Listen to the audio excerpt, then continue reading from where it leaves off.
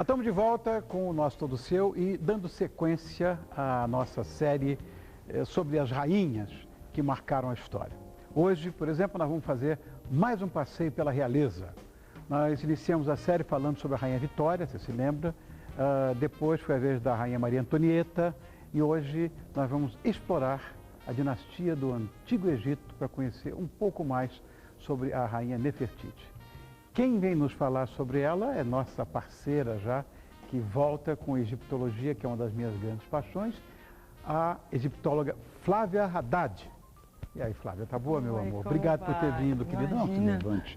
Maior prazer, que isso? Olha, você me disse que vinha tipo Indiana Jones, mas você tá tão bonita nesse pretinho que eu acho que não é nada, absolutamente nada básico. Nada básico. Bonita como sempre. Imagina, obrigada. Vamos começar, Flávia, com uma coisa simplista, né?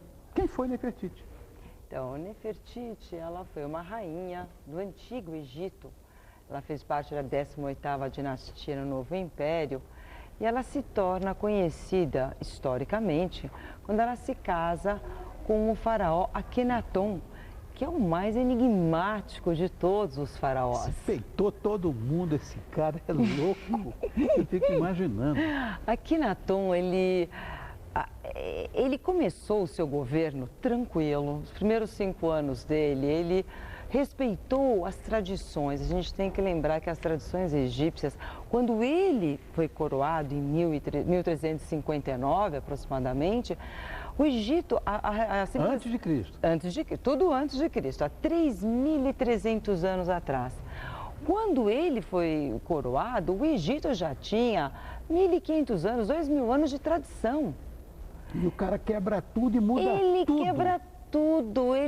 Após o 5º ano, nós temos que entender que no Novo Império, o que aconteceu? Vamos entender o quadro daquele período para poder entender as modificações que ele fez. Porque era um Estado politeísta. Totalmente politeísta, sendo que naquele momento, no Novo Império, naquele período, o grande Deus era o Deus Amon, que era o Deus tutelar, faraônico. E já existiam alguns problemas com o clero de Amon, que seria o grande sacerdote, porque ele se tornou o segundo homem mais rico e mais poderoso do Egito após o faraó. Então, nós vemos que dinastias anteriores a Akhenaton já tiveram problemas políticos com o grande sacerdote. Akhenaton toma o poder e o pai de Akhenaton é o título que ele se dá após o 7º ano.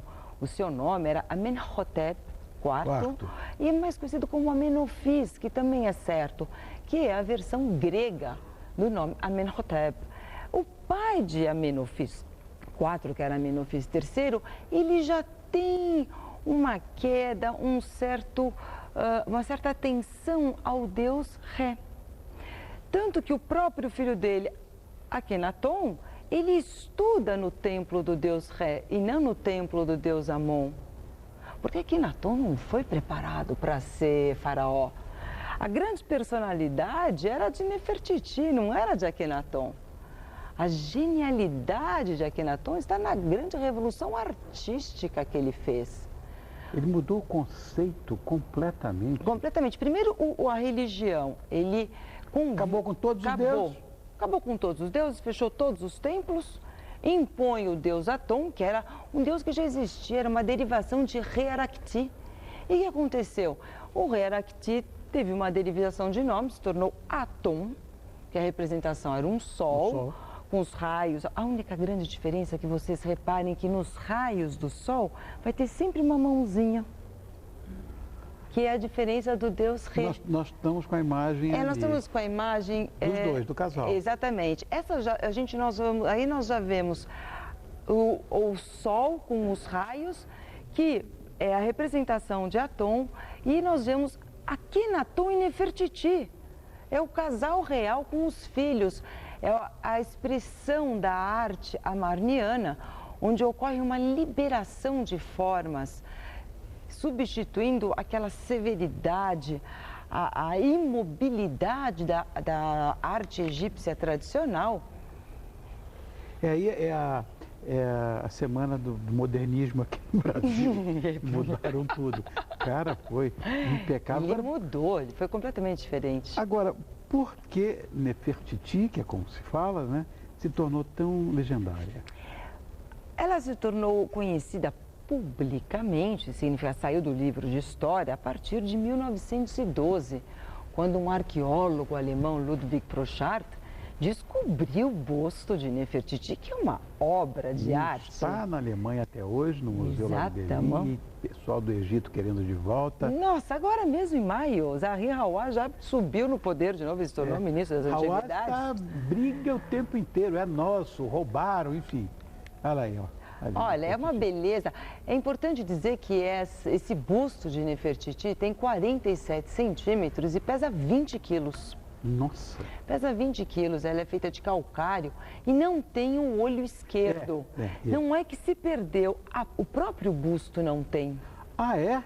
Eu pensei que isso é um busto enigmático de várias coisas. E um deles é que ela não tem o olho esquerdo. O busto não tem um olho esquerdo, não é que caiu. Por que isso, Flávia? Olha, gostaríamos muito de encontrar o escultor que se chamava Tutmosis, que foi na casa dele que foi encontrado esse busto em Tel El Amarna, que era a antiga Quetaton, a cidade. E Nefertiti, além da beleza que a gente ficou conhecido hoje, ela tinha uma personalidade enorme. Nefertiti teve um papel importantíssimo no Egito, na área política e religiosa. Os documentos da época atestam a presença dela em todas as reuniões políticas e religiosas do país. E muitas vezes Akhenaton não ia, e quem ia era Nefertiti. Que interessante isso. Agora, tem essa máxima que eu acho até discutível, que atrás de um grande homem vem sempre uma grande mulher. Pelo contrário, está do lado. Então o homem vai atrás, né? Na melhor das hipóteses. E o marido dela, na verdade, foi um famosíssimo, louco, modificador da atitude comportamental, de tudo do Egito, foi um grande homem. E o faraó mais enigmático, com 17 anos de reinado. Nem não foram 60, hein? E tomando pancada. E tomando pancada, né? Agora, por que esse casal resolveu mudar radicalmente? Acredita-se que eles mudaram, principalmente quem começou essa coisa política que você falou. Política. Agora, a arte, é aí que nós identificamos a genialidade de Akhenaton. A arte amarniana, como a gente chama, ela é simplesmente maravilhosa. E só existiu enquanto Akhenaton era vivo. Quando ele morreu, a arte volta, as tradições artísticas do Egito retomam, como os deuses voltam, porque a religião de Aton, a religião de Akhenaton, não deu certo porque ele não explicava uma das maiores angústias do egípcio, que era a morte. Na religião de Aton, o que não tinha vida não tinha explicação. Ponto. Então, a noite não tinha explicação, a morte não tinha explicação, sendo que a religião egípcia, se nós vermos, é baseada na mumificação, na vida após a morte, que seria a vida eterna para eles. Anubis o tempo inteiro ali. Exatamente, né? Osíris. E simplesmente eles não tinham mais. E outra coisa, a religião de Akhenaton, o povo egípcio estava acostumado a ter os deuses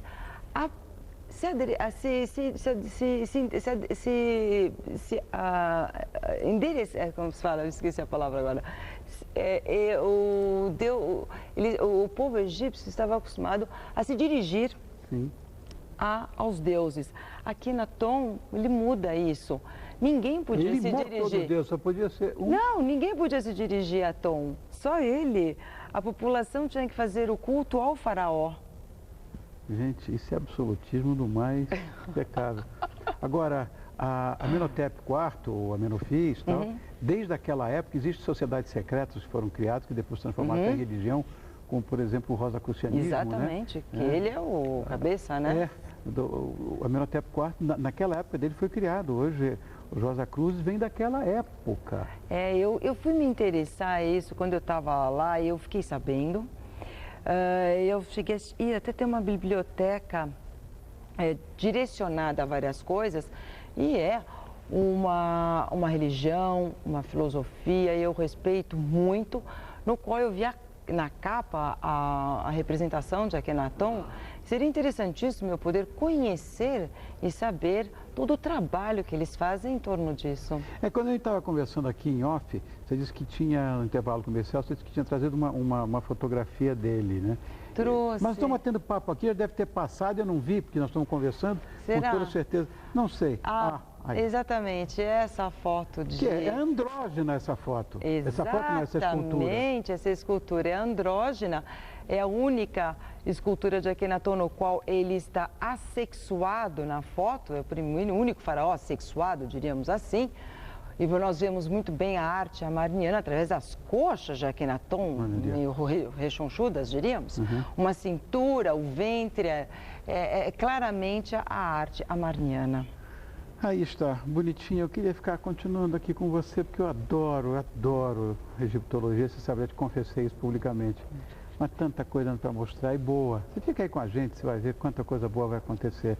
Nós estamos recebendo mais uma vez a egiptóloga Flávia Haddad, que é parceira nossa quando o assunto é Egito. E na próxima você vem vestida de Indiana Jones. Prometo. Tá bom? Obrigado, meu amor. Ninguém me pega na próxima. Obrigado, amor. Eu que te agradeço. Muito obrigada. Mas tá mais bonita assim, não tenha dúvida. Obrigada.